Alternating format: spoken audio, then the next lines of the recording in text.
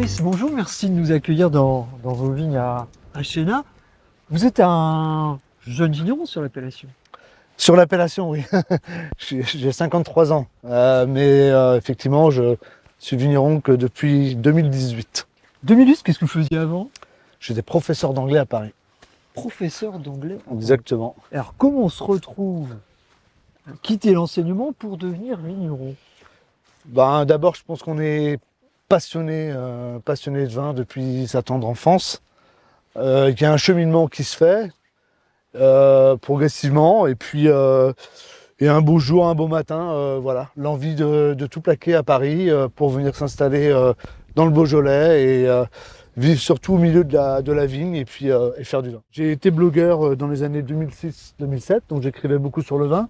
Donc je me déplaçais beaucoup dans le vignoble, chez les vignerons, pour un peu comme vous, pour les interviewer et puis pour découvrir leur travail. J'ai créé un salon aussi de vin bio et vin naturel sur une péniche à Paris pendant 4 années, qui s'appelait Vin sur Vin fait salon. C'était sur une péniche en face de l'île Saint-Louis. Donc ça vous titille? Donc oui, le métier, mais la vigne aussi, le rapport au sol, le rapport à la nature, et ensuite la transformation du raisin en vin aussi, intellectuellement, c'est quelque chose d'extrêmement excitant. Sauf que vous n'aviez que ces connaissances, je dirais, terrain quand vous alliez voir les vignerons. Vous n'aviez pas directement les connaissances techniques. Comment vous êtes Absolument pas, puisque d'abord, je suis pas du tout issu du milieu de la vigne, hein. Moi, je suis né en Bretagne, j'ai pas de parents ou grands-parents qui étaient vignerons. Mais je me suis lancé dans un BTS viticulture et œnologie. Voilà, Donc vous êtes passé correspondance en un an. d'enseignant à élève. À élève, exactement. Voilà. Donc ce BTS m'a emmené aussi chez les vignerons, parce qu'il fallait faire des stages. Donc je faisais mes stages chaque vacances scolaires entre le Beaujolais et Saint-Rémy-de-Provence. Saint-Rémy-de-Provence, chez qui? Chez Henri Milan. D'accord. Oui, il y a pire comme mentor. Il y a pire, effectivement, ouais. Dans une approche quand même très clairement naturelle du vin. Bien sûr, une approche d'abord, c'est écologique. Toutes les vignes des vignerons chez lesquels j'ai passé du temps. D'ailleurs, j'ai eu la chance d'être accueilli aussi chez quelques vignerons ici en Beaujolais, chez Jean Foillard ou chez Sylvain Trichard, sont des gens qui effectivement travaillent en bio dans un premier temps, voire en biodynamie. Donc ça, c'était extrêmement important de voir un petit peu comment ça se déroulait concrètement à la vigne. Tout au long de l'année. Ce choix de s'installer sur Chénat, c'est un choix délibéré, c'est des opportunités. Vous auriez pu être dans un autre vignoble dans l'absolu aussi? Dans un autre vignoble, non, je pense pas. C'est le Beaujolais m'attirait parce que c'est quand même un lieu, d'abord le lieu où finalement le vin naturel tel qu'on le connaît aujourd'hui est né. Donc le Gamay offre quand même un nombre de possibilités assez intéressantes, puisque on peut faire des vins très légers, très glouglou, des choses avec beaucoup plus de tenue, de matière, de caractère. Et on peut même faire du pétillant naturel avec. C'est ce que je fais d'ailleurs. Donc il y avait déjà cet aspect-là. Il y avait la proximité avec Paris quand même, parce que je reste très attaché à Paris, donc 1h30 de TGV. Pourquoi Chénat et pourquoi pas Régnier, Chirouble, Fleury question d'opportunité? Ouais, complètement. Les premières vignes que j'ai trouvées sont situées sur la commune de la Chapelle de Guinchet. On se trouve actuellement d'ailleurs en appellation Chénat, avec deux frères, les frères Bouchacourt, pour pas les nommer, qui m'ont quelque part aidé aussi à m'installer dans ma première vinification. Qui dit Chénat dit Juliena juste à côté. Donc j'ai aussi des vignes en Juliena. Donc c'est vraiment une question d'opportunité. Le passionné, vous étiez en 2018. La réalité du métier de vigneron, il y a un monde? Il y a un véritable monde. Il y a un gouffre même. Il y a un gouffre. C'est pour ça qu'il faut vraiment s'attacher au bon moment qu'on passe à la vigne, au bon moment qu'on passe en vinification, et pas oublier qu'on fait ça par passion.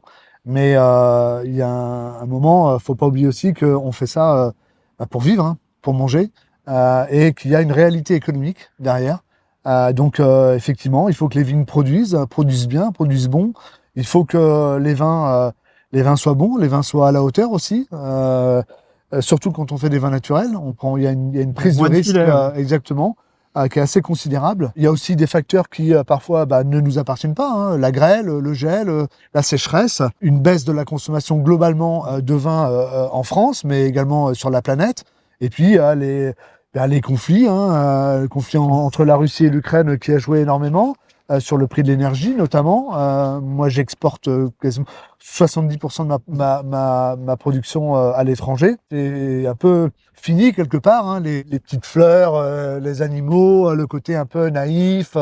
Qu'il faut cultiver, qu'il faut quand même garder, parce que c'est important de garder ça vous lever tous les matins, Bien j'imagine. sûr, exactement, mais on est souvent rattrapé par une certaine réalité économique, mais aussi administrative. Est-ce que vous sous-entendez à demi-mot que la réalité est quand même difficile? Ouais, la réalité est difficile. La réalité n'est pas facile. Il faut se battre. Quand j'ai commencé, j'ai continué à enseigner un petit peu, donc j'avais quand même un salaire de professeur qui était là et je pouvais vendre mes vins à côté. Vous Et avez de été fil- double actif, donc. Exactement, voilà, 2 ans à temps complet comme prof, puis 2 ans à temps partiel, et depuis 3 années, là, c'est À la temps plein. troisième année. Plus de filet là non Voilà, plus. plus de filet non plus. Vigneron, personne ne m'a rien transmis. J'ai pas vu mon père à la vigne, j'ai pas vu mes parents discuter du métier de vigneron, du commerce. Euh, des difficultés et aussi des stratégies à mettre en place aussi pour s'en sortir, et encore moins mon grand-père, j'ai envie de dire. Donc vous aviez je tout à pars découvrir. exactement from scratch, comme on dit en anglais. Je pars de zéro. Comme vous le disiez, ça y est, 6 ans, on est quand même assez on a une certaine assise, mais on continue à apprendre des choses tous les jours. Et faut vraiment rien lâcher, quoi. Faut surtout pas croire qu'on est arrivé et qu'on sait tout faire et qu'on maîtrise la vigne et qu'on sait faire du vin. Parce que la vigne et le vin et la nature nous réservent beaucoup de surprises. Où est-ce que vous avez encore le plus de levier pour peaufiner votre outil de travail, entre guillemets, le raisin? Le travail à la vigne, hein, sans arrêt, on se pose énormément de questions sur nos pratiques. Je me pose beaucoup de questions sur mes pratiques. Dans cette vigne ici, j'ai tenté des vignes qui sont plantées à 1,40 m sur fil. J'ai tenté des engrais verts, mais j'ai l'impression que ça tire quand même pas mal sur la vigne. Donc peut-être une forme de déséquilibre qui s'est créé. Donc là, il y a beaucoup de choses à apprendre, parce qu'effectivement, l'essentiel se passe véritablement ici. La qualité de la vigne fait la qualité du raisin, et derrière fait la qualité du vin. Ça, voilà, ça peut paraître un petit peu basique, mais c'est vraiment ça. Donc il faut, on sent de toute façon quand la vigne va bien. C'est quelque chose que je ne maîtrisais pas au début. J'ai entendu tellement de vignerons dire ah, la vigne elle va mieux, elle se porte mieux. Là il y a 3-4 ans, elle peinait un peu, etc. Et moi dans ma tête j'étais là, mais mec, comment tu fais pour savoir ça, quoi? Là, vous le ressentez Compliqué. aujourd'hui. Aujourd'hui, je connais ma vigne, je vis avec elle, je passe énormément de temps dedans. Surtout quand on pioche, notamment voilà, pour désherber, pour faire des bonnes finitions, peaufiner le travail. On la voit évoluer, et on la voit évoluer aussi à travers le raisin et le vin qu'elle produit. Mhm. Voilà, cette parcelle dans laquelle on se trouve aujourd'hui, on est sur un lieu qui s'appelle les Bocards. Quand je l'ai prise en 2021, en mars 2021, elle était en conventionnel. Il n'y avait pas un pet d'herbe. Les couleurs, c'était orange fluorescent, jaunâtre, bon voilà. Ça, c'est une grande fierté, parce que dans 3 mois, précisément, en mars 2024, Vous aurez la certification. elle sera certifiée bio. Et je vois effectivement le vin se transformer. Et le vin, quelque part, c'est aussi l'expression de la vigne, parce qu'il est fait avec le fruit de son travail.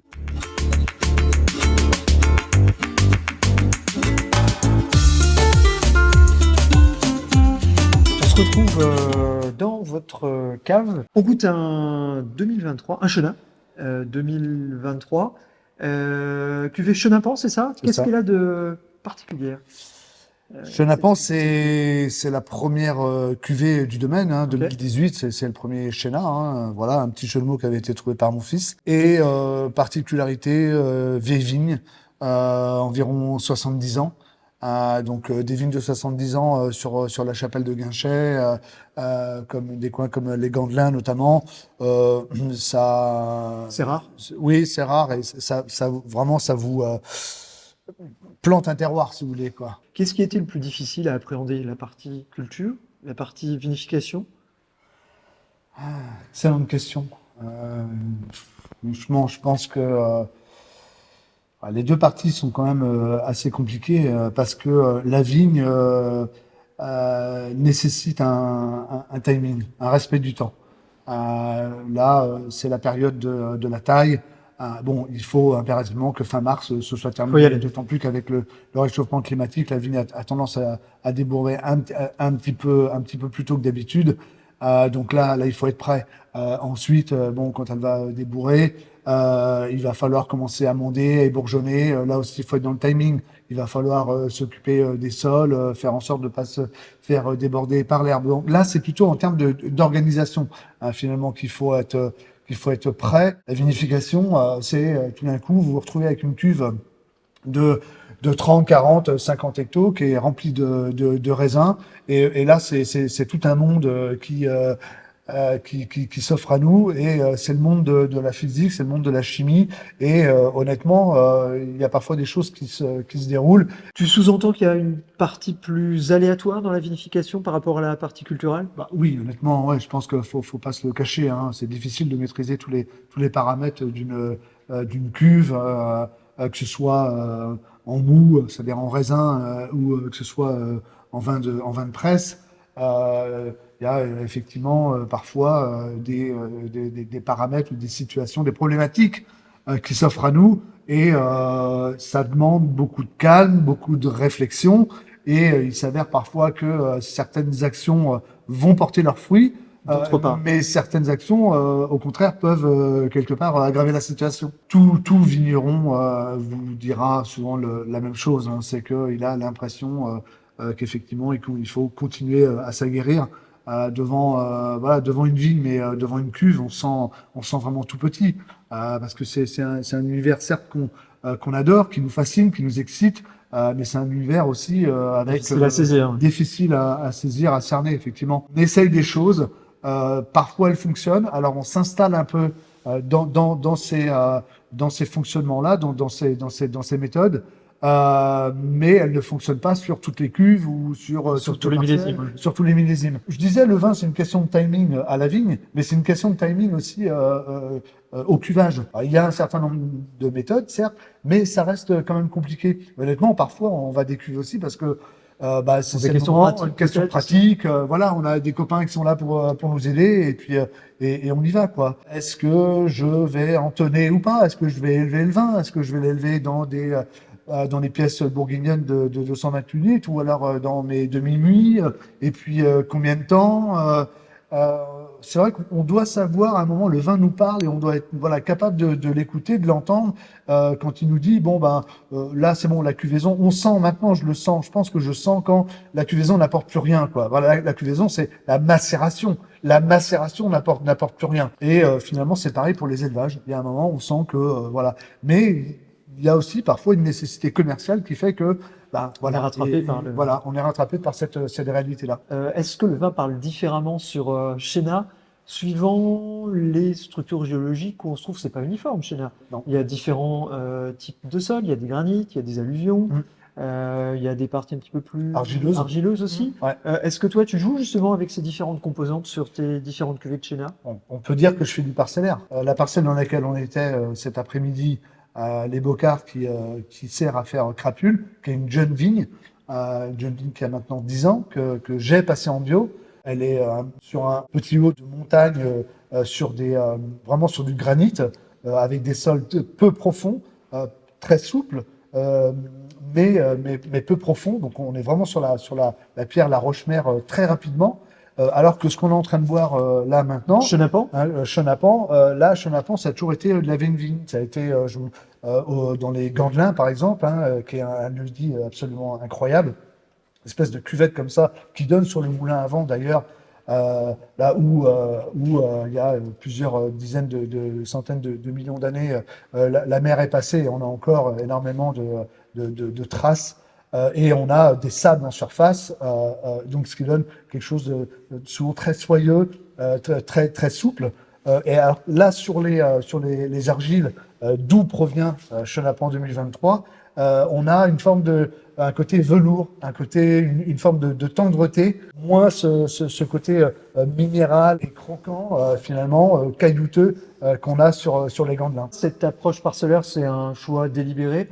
Est-ce qu'il pourrait y avoir une complémentarité dans l'assemblage de ces différents types de terroirs C'est une question d'approche, de volonté? Ouais, pourquoi pas, on pourrait effectivement assembler, mais ça voudrait dire que je ne ferai plus qu'une seule cuvée, donc il faudrait que je me sépare de Crapule, qui est né en 2018 aussi. Parce que faire du vin, c'est aussi, c'est des cuvées, et ces cuvées ont une identité, elles ont une histoire. Oui, ça pourrait être intéressant de faire des essais, pardon, pourquoi pas, mais on a pour moi des vignes qui sont complètement différentes. Au Bocard, on était tout à l'heure, cette vigne qui a 10 ans d'âge, elle est plantée à 1,40 m, elle est sur On l'a fil. vu, ouais. Celles-ci ont 70 ans, elles sont en Forcément. gobelet. Bon, voilà, moi, j'ai rien contre le métissage, mais là, pour le coup, c'est pas quelque chose qui m'intéresse. Je veux vraiment, et vous savez, quand on travaille dans une vigne comme ça toute l'année, qu'on connaît cette vigne, on a vraiment envie de vinifier et de boire le produit de ce lieu qui correspond effectivement à un terroir extrêmement précis. Pour moi, certes, les Bocards et cette cuvée Chenapan sont distantes de un tout petit kilomètre, Et on est sur deux et structures pourtant différentes. on est sur des univers complètement différents. Il y a un effet d'entonnoir d'un point de vue des terroirs. Chaque vigneron essaye de révéler la quintessence et les particularités même de ce terroir. Ces deux cuvées que vous évoquiez sur Chenin, est-ce qu'elles sont représentatives de l'image qu'on se fait des vins de Chenin ou c'est vraiment deux mondes? Très bonne question. Est-ce que j'aurais l'outrecuidance de dire que c'est typiquement Chenin?